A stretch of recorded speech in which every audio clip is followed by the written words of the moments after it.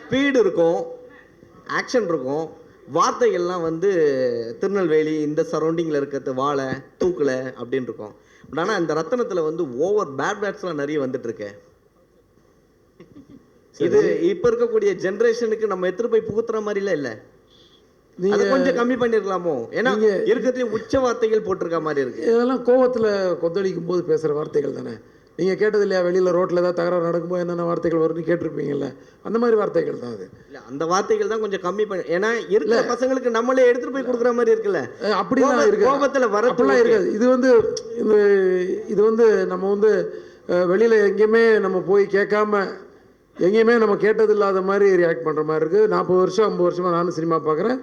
தேவையான இடங்களில் சில படங்கள் வந்துட்டுருக்கு. ரோட்டில் சண்டை நடக்கும்போது ஏற்படு களத்தில் இறங்கி வேலை செய்கிற ஆள் நம்ம.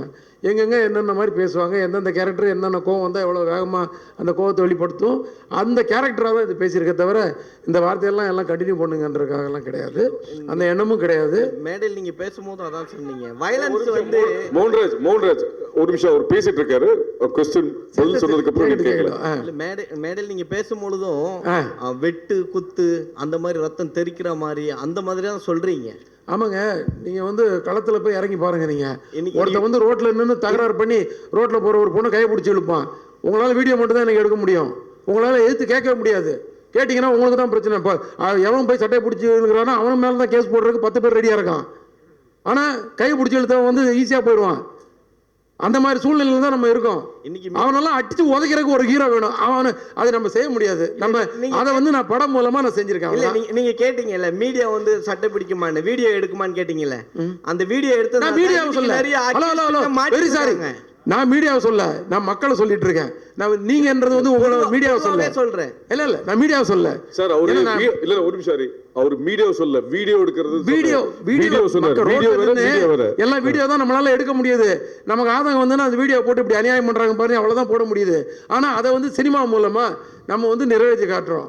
டேய் 10 பேர் வீட்டு முன்னாடி நின்றுட்டு வீட்டை உடச்சி நிற்கிற பொசிஷன்லாம் இன்றைக்கி நாட்டில் நடந்துகிட்டு இருக்கு. அதனால தான் 6330 போலீஸ் ஸ்டேஷன் நம்ம தமிழ்நாட்டில் இருக்குது. இல்லைன்னா ஒரே ஒரு ஸ்டேஷன் இருந்தால் போதும் சென்னையில் மட்டும், எங்கேயுமே நல்லது நடந்துக்கிட்டு இருக்குன்னா. ஸோ அந்த நேரத்தில் ஒரு மனுஷன் எப்படி ரியாக்ட் பண்ணுவான்? எத்தனை வெட்டு குத்து கேஸ் ஒரு நாளைக்கு நடக்குதுன்னு கணக்கு இருக்கு தெரியுமா உங்களுக்கு? இதை வந்து நாங்கள் வந்து என்டர்டெயின் பண்ணல, இதுவும் இருக்குது சினிமாவிலேருந்து. ஆனால் அதை மீறி ஒரு விஷயம் இருக்கும் படத்தில், என்ஜாய் பண்ணுற மாதிரி, எமோஷன் ஆகிற மாதிரி, கண்கலங்கிற மாதிரி. அதையும் நான் சொன்னேனே, கண்கலங்கிற மாதிரி. இப்படி ஒரு விஷயங்கள்லாம் இருக்கா? பாசம்னா இப்படிலாம் இருக்கலாமா, நேசம்னா இப்படி இருக்கலாமா, ஒருத்தருக்கு அர்ப்பணிப்புன்றது இப்படி இருக்கலாமா, இதுவும் காட்டியிருக்கோம். நான் அதையும் சொன்னேன், இதையும் தான் சொன்னேன். இது வந்து ஒரு யூத்துக்காக ஒரு ஃபாஸ்ட்டாக ஒரு பேஸில் ஒரு கதை, ஒரு ஆக்ஷன். அது இன்னொன்று வந்து ஒரு ஃபேமிலிக்காக ஒரு ஏரியா, இன்னும் சின்ன பசங்களுக்காக ஒரு ஏரியா, நல்ல காமெடி. யோகி பாபு எங்கே போயிட்டாரு, அவருக்கு இந்த மாதிரி நிறைய விஷயங்கள் இருக்குது படத்தில். வந்து வெறும் வெட்டு குத்துலாம் பண்ணுறாள் நான் கிடையவே கிடையாது. முதல் படத்துலேருந்து இன்றைக்கு வரைக்கும் வெட்டு குத்தும் இருக்கும், ஆனால் கொஞ்சம் ஆறில் கொஞ்சம் தூக்கலாக இருக்கும். இப்போ இதுலேயும் கொஞ்சம் தூக்கலாக இருக்கும். அது ஒன்றும் நான் சொல்லிக்கிறேன், ஏன்னா நான் முதலே சொல்லிடுறேன். நான் கரெக்டாக நான் வந்து இப்போ வந்து மறைக்கல, நான் முதல்ல சொல்லிடுறேன், போட்டும் காட்டியாச்சு. நீங்கள் பேசும்போது அந்த கிளைமேக்ஸ் தெரிஞ்சுது, அவ்வளோ வேகமாக இருந்தது. நிறைய படம் ஸ்பீடாக தான் இருக்கும் உங்கள் படம். இந்த படம் அதை விட பயங்கர ஸ்பீடாக இருக்கும் போல் இருக்குது. இந்த படத்தில் எல்லா படத்தையும் தாண்டி என்ன ஸ்பெஷலாக இருக்கும்? ஸ்பெஷல் நான் சொன்னேன் இல்லையா, முதல்ல வந்து நிறைய வந்து ஒரு ஆக்ஷனுக்கு வந்து ரீசனபிள் ஆக்ஷனாக இருக்கும். அதுதான் ஸ்பெஷலாகவே நான் சொல்லுவேன். ஏன்னா ஆக்ஷன் படம் இப்போ வந்து ஒரு போலீஸ் படம்னு எடுத்தால் போலீஸோட எக்ஸ்க்ளூசிவாக பண்ணணுன்னா கொஞ்சம் போராடி நிறைய விஷயங்களை கேதர் பண்ணி, அதான் ஆடியன்ஸை வந்து ரெஸ்பெக்ட் பண்ணுறது தான் அது. அவங்க வந்து ஒரு இன்ட்ரெஸ்ட்டாக ஃபாலோ பண்ணுறதுக்கு எவ்வளோ கேதர் பண்ண. அதே மாதிரி ஆக்ஷன் வரும்போது எவ்வளோ நம்ம வந்து அதை வந்து இன்ட்ரெஸ்ட்டாக கொடுக்குறோம். ஏன்னா ஆக்ஷன்றது ஆனால் மக்களுக்கு கண்டிப்பாக தெரியும், இது கன்ஃபார்மாக இது வந்து ஒரு சினிமா தானே தெரியும். அதை வந்து எவ்வளோ இன்ட்ரெஸ்ட்டாக கொடுக்குறோம், எவ்வளோ யதார்த்தமாக கொடுக்குறோம், அது உண்மையிலே அந்த ஆக்ஷன் தேவையானதாக ஆக்குறோம் ஸ்க்ரீன் பிளேயில். இது வந்து தேவை. ஒருத்தர் வந்து இந்த மாதிரி ஒரு அநியாயம் பண்ணும்போது எடுத்து மிதிக்கணும்டா தூக்கி போட்டு நமக்கு தோணும். அது நம்ம ஒரு ஹீரோ மூலமாக நம்ம மனசில் உள்ள கொந்தளிப்பெல்லாம் வந்து சினிமாவில் வந்து நம்ம ஹீரோ மூலமாக, ரத்னம் மூலமாக, அது ரத்னம் விஷால் மூலமாக இப்படின்னு அப்படி போயிட்டே இருக்கும். அது அவ்வளோதான். Vishal sir, April 26 Vishal sir இங்கே ஏப்ரல் 26 ரத்னம் படம் வர மாதிரி இருந்தது. அது கூட வந்து அரண்மனை 4 வர மாதிரி இருந்தது. நீங்கள் சில கேள்விகள் கேட்டீங்க, சில கோவப்பட்டீங்க. இப்போ அரண்மனை 4 May 3 போயிருக்கு.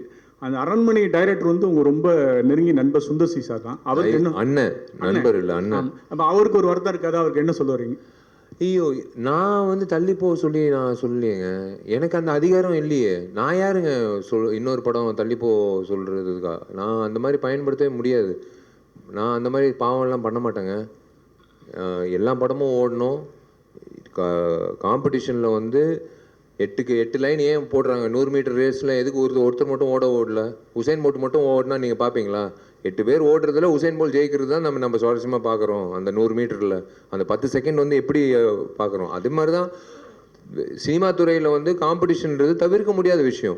சோலோ ரிலீஸ் கிடைக்கிறது வந்து ஒரு அபூர்வமான விஷயம். இப்போ மார்க் ஆண்டனி செப்டம்பர் 15 கிடச்சிச்சு, அந்த மாதிரி ஏப்ரல் 26 கிடச்சிச்சு. இப்போ நான் சொன்னதுனால தள்ளி போச்சுன்னு அப்படிலாம் நான் எனக்கு தெரியாதுங்க. அவங்க கிட்ட தான் நீங்கள் கேள்வி கேட்கணும். நான் என்னால் வந்து நான் யாரும் தள்ளி போங்க, தயவு செஞ்சு எல்லாரும் விலகுங்க, நான் மட்டும் ஜெயிக்கணும் அப்படியெல்லாம் என்றைக்குமே நான் யோசிச்சதே கிடையாதுங்க. நான் சத்தியமாக அந்த மாதிரி யோசிச்சதே கிடையாது. எல்லாரும் ஜெயிக்கணும், எல்லாரும் சந்தோஷமாக இருக்கணும், எல்லா தயாரிப்பாளர்களும் சம்பாதிக்கணும், எல்லா இயக்குனர்களும் ஜெயிக்கணும், எல்லா புதுமுக நடிகர்லேருந்து பெரிய நடிகர்கள் வரைக்கும் எல்லாரும் நான் ஜெயிக்கணும். Hari sir, Vishal sir, Hari sir, நீங்கள் வந்து கமர்ஷியல் படங்கள் 22 வருஷமாக வந்து பண்ணிட்டு இருக்கீங்க. கமர்ஷியல் ஃபிலிம் மேக்கிங்கோட அப்ரோச் இப்போ உங்களுக்கு எப்படி வந்து சேஞ்ச் ஆயிருக்கு? 2005 அது எப்படி இருந்துச்சு, 15 எப்படி இருந்துச்சு, இப்போ எப்படி இருக்கு? See, the same underline ஒரு விஷயம் இருக்குது, எமோஷன்ஸ். இப்போ நம்ம குடும்பத்தில் நடக்கிற விஷயங்கள் இருக்குல்ல, அது வந்து என்றைக்குமே வந்து நம்ம குடும்பத்தில் ஒன்று, இவர் குடும்பத்தில் ஒன்று, அவர் குடும்பத்தில் ஒன்று, அப்படியெல்லாம் இல்லை. இப்போ இங்கே இருக்கிற அத்தனை பேரோட குடும்பங்களில் ஒரே விதமான ஒரு எமோஷன் ஓடும். அது சண்டைகள் இருக்கலாம், அது எமோஷ்னல் விஷயங்களாக இருக்கலாம், சில வந்து சம்பவங்களை சந்திக்க வேண்டிய சூழ்நிலைகள் சந்திக்க வேண்டிய விஷயங்களாக இருக்கலாம். இதெல்லாம் வந்து நாங்கள் ஏன் வந்து அதான் சார் சொன்ன மாதிரி we take a leaf out of reality எங்கிட்டேருந்து வருதுன்னா, நாங்கள் நியூஸ் பேப்பரில் படிக்கிற விஷயங்கள், நாங்கள் டிவியில் படிக்கிற விஷயங்கள் தான். சும்மா வந்து கற்பனையாக ஏலியன் மார்ஸில் நடக்கிற விஷயத்தெல்லாம் நாங்கள் திரைப்படமாக பண்ணுறதில்ல. இங்கிட்டு நடக்கிற தமிழ்நாட்டில் நடக்கிற விஷயங்கள் தான் நம்ம வந்து பண்ணுறோம். ஆனால் நீங்கள் சொன்ன மாதிரி மாற்றங்கள் வந்து டெக்னாலஜியில் மாறலாம், ஆனால் எமோஷன் எப்போவுமே மாறவே மாறாது. ஒரே ஒரு எமோஷன் தான். அது வந்து லவ்வாக இருக்கட்டும், அது வந்து பெற்றோர்களோட ஒரு ரிலேஷன்ஷிப்பாக இருக்கட்டும், அது ஒரு புருஷன் பொண்டாட்டி மத்தியில் இருக்கட்டும், எதுவாக இருந்தாலும் எமோஷன் இஸ் த சேம். அதை எப்படி வந்து இன்னைக்கு இருக்கிற நீங்கள் சொன்ன மாதிரி டெக்னாலஜி வைஸாக வந்து ஒவ்வொரு திரைப்படம் வந்து காட்டுறாங்க. இந்த இன்ஸ்டாகிராமில் அதில் வந்து சோஷியல் மீடியாவில் முக்கியத்துவம் கொடுக்குறாங்க. அதெல்லாம் வளர்ச்சி நம்ம பார்த்துருக்கோம். இப்போது சினிமாலேயும் வளர்ச்சி வந்து ஓடிடி. எப்பயோ சொன்னார் கமல் சார், அது அவர் சொல்லும் போது எல்லாரும் வந்து அவர் வந்து ஒரு வழியாக்கிட்டாங்க. ஆனால் அவர் சொன்னது தான் இன்றைக்கி நடக்குது, ஓடிடி பிளாட்ஃபார்ம். ஸோ அதுதான் வளர்ச்சி. அதே மாதிரி தான் ஹரி சாரோட திரைப்படம் வந்து தாமிரபரணி நம்ம வந்து பண்ணோம், பூஜை பண்ணோம். ஆனால் அதே ஆடியன்ஸ் வந்து இன்றைக்கி வளர்ந்து வந்திருக்காங்க. ஸ்கூலில் படிக்கிறவங்க இன்றைக்கி வந்து வேலைக்கு போகிறாங்க, காலேஜை படித்தவங்க கல்யாணம் ஆகிடுச்சு. இந்த மாதிரி வந்து வளர்ச்சி வரும்போது அவங்க வந்து படங்கள் பார்க்கும்போது ஒரு விஷயம் வந்து எதிர்பார்ப்பாங்க, இவங்க 2 பேர் சேர்ந்து வராங்களே, என்ன கொடுக்க போகிறாங்க அப்படின்னு தான் நினச்சி பார்ப்பாங்க. ஸோ அந்த விஷயத்தில் வந்து அண்டர் கரண்ட்டில் இருக்கிற பேஸ் எமோஷனில் வந்து he has upgraded how to show that emotion and at the same time how to make it presentable.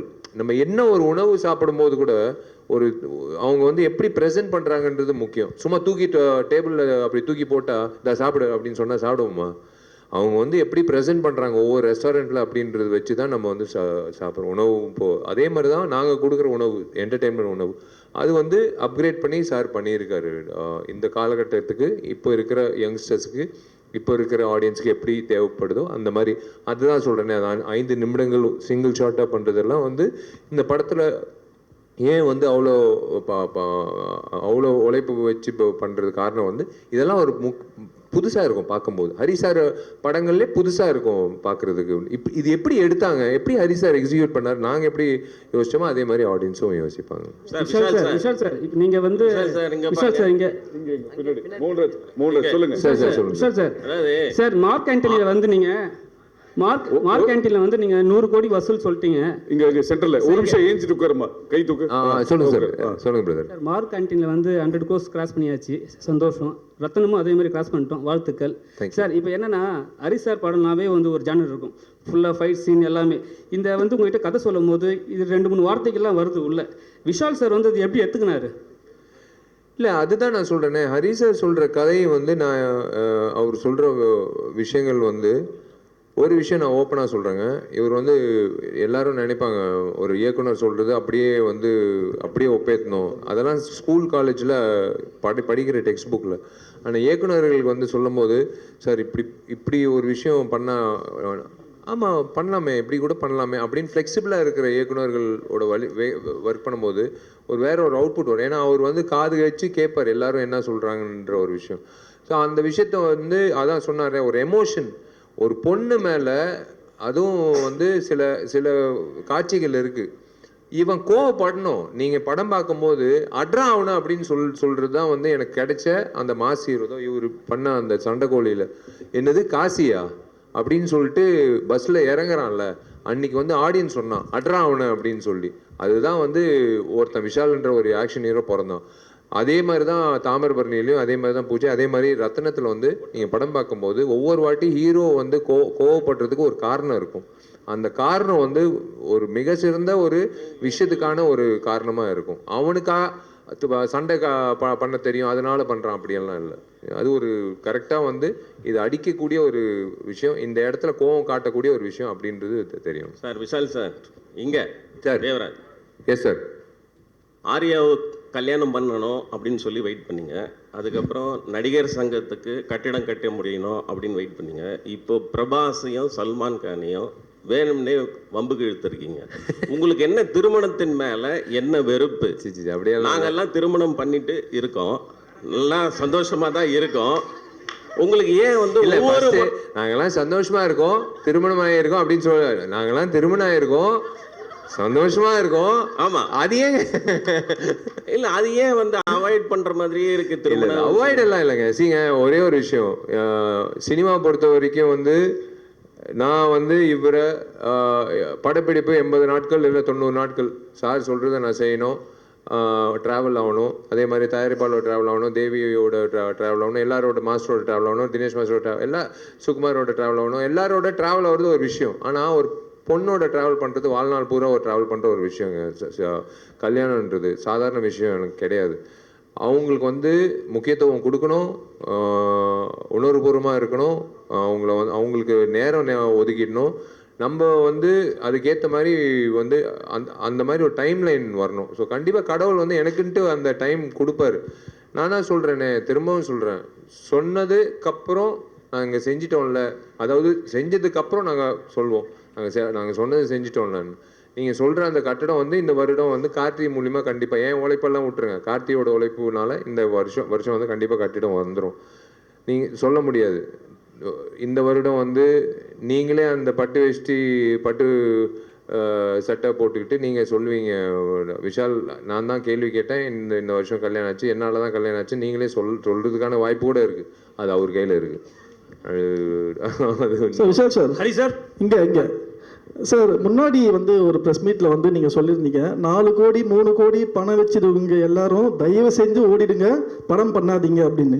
இப்போ ஸ்டேஜில் பேசும்போது சொல்கிறீங்க சிறு படங்களுக்கு ஆதரவு தரணும், அதுதான் என்னோட குறிக்கோள் அப்படின்னு சொல்கிறீங்க.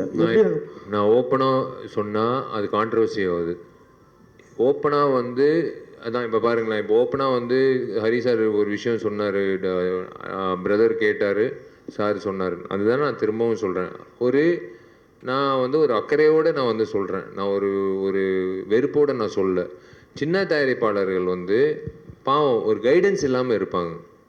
ஃபஸ்ட் டைம் உள்ளே வரும்போது யார் அணுகணும், எப்படி வந்து அந்த திரையரங்குகள் கிடைக்கும், யார் டிஸ்ட்ரிபியூட்டராக வந்து இது பண்ணலாம், எதுவுமே இல்லாமல் வந்து எதுவுமே இல்லாமல் வந்து வெறும் காசை வச்சுக்கிட்டு வந்து படம் எடுக்கிறவங்க நிறைய பேர் இருக்காங்க.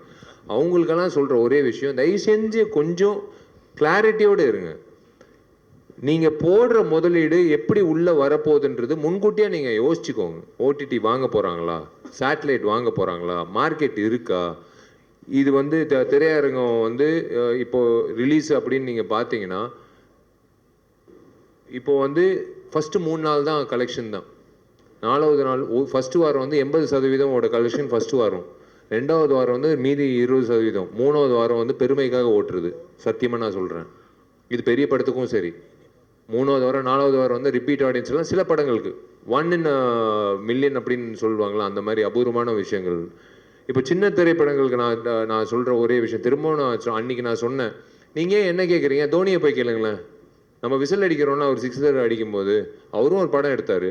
அவர்கிட்ட மைக் நீட்டி கேளுங்களேன். அவர் முதலீடு அவர் போட்டார் காசு என்ன எவ்வளோ வந்தது திரும்ப வந்ததுன்னு நீங்கள் கேளுங்க, உங்களுக்கு அந்த பதில் வரும். ஏன் என்ன கேட்குறீங்க? நான் சொல்கிறது வந்து எனக்கு இருக்கிற எக்ஸ்பீரியன்ஸில் நானும் சின்ன படம் எடுத்திருக்கேன். ஜீவான்ற திரைப்படம் நானும் வந்து ரிலீஸ் பண்ணியிருக்கேன். கரெக்டாக ஜெயலலிதா அம்மா வந்து அரெஸ்ட் ஆனாங்க, எல்லாம் திரையரங்கத்தை மூடுங்கன்னு சொன்னாங்க. போச்சு எனக்கு காசு, அப்படியே போச்சு. எனக்கு 4 கோடி போச்சு, 4 கோடி 5 கோடி போச்சு. எல்லாமே இருக்கும் சினிமாவில் வந்து அன்சர்டனிட்டி ஜாஸ்தி. ஸோ அந்த வகையில் வந்து சின்ன திரைப்படங்கள் வந்து கொஞ்சம் யோசிச்சுடுவாங்க மார்க்கெட் என்ன நிலவரம்ன்றது. இந்த வருஷம் வந்து it's going to be the biggest. நான் எப்போ ஓப்பனாக சொல்கிறேன், இது நீங்கள் எப்படி வேணாலும் எடுத்துக்கலாம். இந்த வருஷம் வந்து it's going to be the biggest acid test for Indian film industry. Not south இந்தியில் சின்ன படங்களில் பெரிய படங்களில் இந்தியன் ஃபிலிம் இண்டஸ்ட்ரிக்கு தேவையான ஒரு விஷயம் பொறுமை. அந்த பொறுமை காக்கிற அத்தனை தயாரிப்பாளர், இயக்குநர்கள், நடிகர்கள் வந்து அவங்க தான் வந்து அடுத்த வருடம் வந்து கரெக்டாக வந்து ஒரு கோர்வையாக போக முடியும். அந்த பொறுமை கண்டிப்பாக இந்த வருஷம் தேவை. It's going to be a very very big task.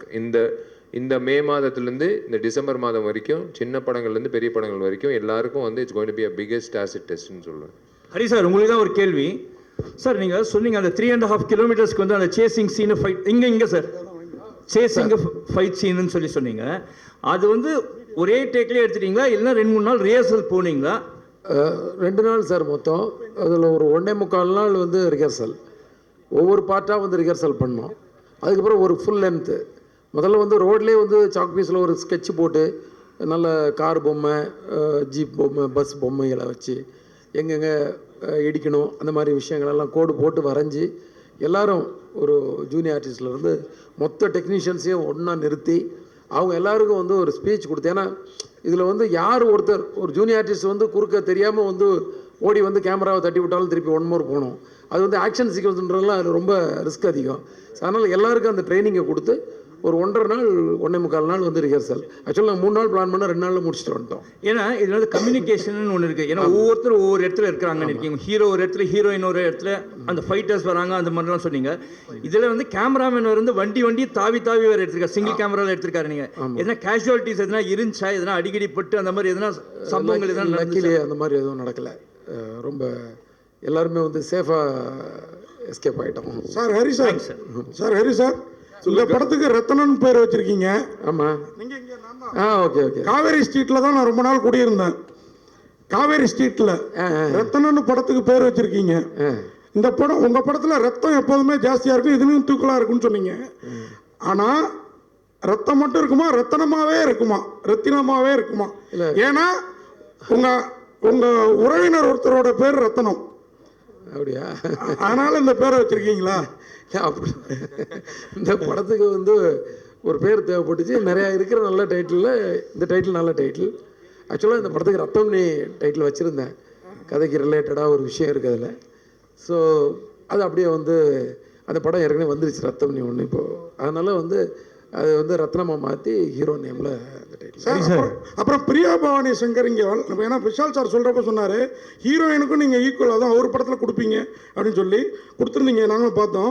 ஏன் வரல அவங்க? என்ன ரீசன்? அவங்க எங்கே ஷூட்டிங்கில் இருக்காங்கன்னு சொன்னாங்க. அவங்க படப்பிடிப்புக்காக வெளியூரில் இருக்காங்கன்னு சொன்னாங்க. சார் விஷால் சார், உங்கள்கிட்ட ஒரே ஒரு கேள்வி.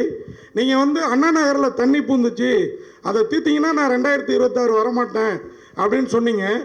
ஆனால் விஜய் வந்து 2026 வராரு, நீங்களும் 2026 வரன்றீங்க.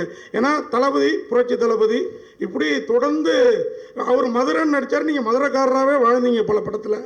அவர் இறங்குறதுனால இறங்குறீங்களா, இல்லை அண்ணா நகரில் தண்ணி வந்தது அதை தீர்க்கப்படல அதை நோக்கி இறங்குறீங்களா அரசியலில்?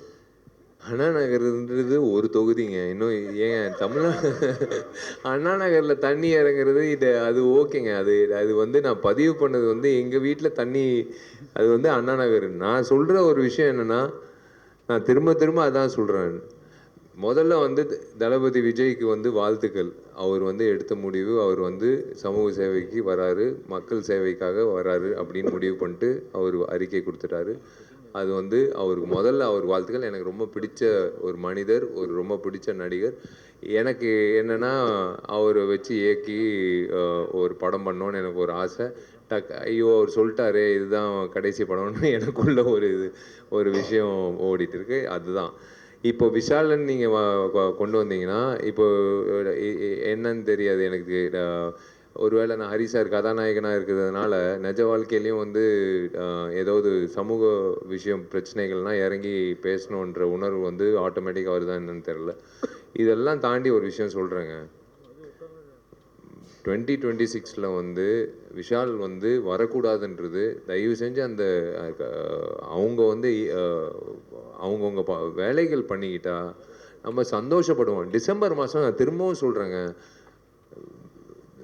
மழை வருதோ இல்லையோ தயவு செஞ்சு அந்த வெள்ளம் வந்து வராமல் பார்த்துக்கோங்க. திரும்பவும் வந்து மறுபடியும் இன்சூரன்ஸுக்கு ஓடிக்கிட்டு ஆடி கார்லேருந்து சின்ன கார் வரைக்கும் மிதக்கிட்டு வேளச்சேரியில் ஏரி பக்கத்தில் மறுபடியும் வந்துன்னு வச்சுக்கோங்களேன், எப்படி இருக்கும் யோசிச்சு பாருங்களேன். நம்ம ஊருங்க, நம்ம வாழ்ந்த ஊர், நம்ம சம்பாதிச்ச ஊர், நம்ம ஊர் ஒன்று வருஷம் வருஷம் இதே மாதிரி இருந்ததுன்னா எப்படி இருக்கும்? அதுதான் ஒரு ஆதங்கம். ஏன்னா அதெல்லாம் மாறிடுச்சுன்னா நாங்கள்லாம் எதுக்குங்க வந்து சொல்லணும்? அதுதான் ஒரு விஷயம். ஸோ ஒரு சமூக சேவை செய்கிறதுக்கு அவங்கெல்லாம் ஒரு உணர்வோடு நான் செயல்படும் போது நாங்கள்லாம் வந்து ஹரி சாரோட அடுத்த திரைப்படம் அதுக்கு அடுத்த திரைப்படம் அதில் வந்து எப்போ வாய்ப்பு கொடுப்பாருன்னு நாங்கள் ஏங்கிட்டு இருப்போம். அதுதான் நான் எங்களோட வேலை. இல்லை சார், நான் கேட்க வந்தது அதான், அண்ணா நகருக்கே தண்ணி வந்துருச்சு. அதாவது அண்ணா நகர் அடையாறு காஸ்ட்லி பீப்புள் அங்கேயே வந்துருச்சு, மற்ற ஏரியாவில் ஜாஸ்தி வந்திருக்கும் அப்படிங்கிற ஃபீலிங்கில் தான் நீங்கள் சொன்னீங்க. நீங்கள் சொல்கிற விஷயம் எல்லாமே முன்னாடி கூட நீங்கள் அந்த ப்ரெஸ் மீட்டில் சொன்னது 200 படம் நிற்கிது, இப்போதைக்கு சின்ன படங்கள் வேண்டாம், அதெல்லாம் ரிலீஸ் ஆகட்டும், அப்புறம் உங்கள் காசை போடுங்கிற மாதிரி தான் சொன்னீங்க அந்த ப்ரெஸ் மீட்டில். கண்டிப்பாக. ஆனால் புரிஞ்சிக்கப்படுறது தப்பாக இருக்குது, அதனால தான் நான் இந்த கேள்வி. இல்லை அப்படி இல்லைங்க. சின்ன படங்கள் வந்து ஒரு திசை இல்லாமல் போயிட்டு இருக்குல்ல. நீங்கள் வந்து நீங்கள் கரெக்டாக வந்து என்ன சுச்சுவேஷன் பார்த்துட்டு நீங்கள் படம் எடுங்க, அதுதான் நான் சொல்ல வரேன். அவ்வளோதான். ஒரே ஒரு கேள்வி சார், மஞ்சுமல் பாய்ஸ் பிரேமல் இந்த 2 படமும் சின்ன படம் தானே, நல்ல கதை இருந்ததுனால ஓடிச்சு. யார் இது? Ranganathan sir, Ranganathan sir, Pailwan Ranganathan. சத்தியமாக அவருக்கு நான் பதில் சொல்ல மாட்டேன். சத்தியமாக நான் பதில் சொல்ல மாட்டேன். விஷால் சார், இல்லை I am not interested to tell him.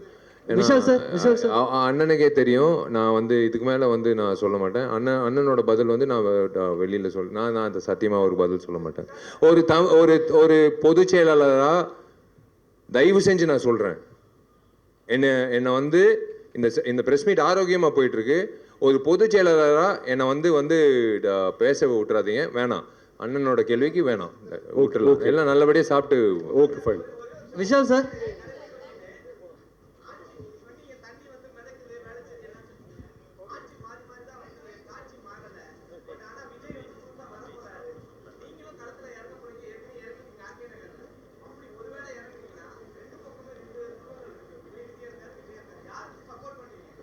ஏங்க ஒருத்தருக்கு நல்லது பண்ணுறதுக்கு ஏங்க சப்போர்ட் வேணும்? நீங்கள் பண்ணிட்டு போயிட்டே இருங்க. சப்போர்ட் எல்லாம் வந்து அவங்க வந்து ஒரு ஈக்குவேஷனு, காம்பினேஷன், பர்மிட்டேஷனு, இந்த கான்ஸ்டியூன்சியில் இவரை நிப்பாட்டினா அதெல்லாம் அப்படியெல்லாம் யோசனை இல்லைங்க. நான் நல்லது பண்ணணும், அவ்வளோதான். அந்த நோக்கம் தான். இவங்க சப்போர்ட் வேணும், அவங்க சப்போர்ட் வேணும், அந்த மாதிரி வந்து எடுத்த உடனே வந்து அந்த மாதிரியெல்லாம் யோசிக்கிறது இல்லை. பண்ணணும், அவ்வளோதான். நல்லது பண்ணணும். ஓகே, அனைவருக்கும் நன்றி, வணக்கம். அதாவது சாப்பாடுக்கு டைம் ஆகிட்டு இருக்கு, எல்லாரும் பசியோடு இருக்காங்க. பாலா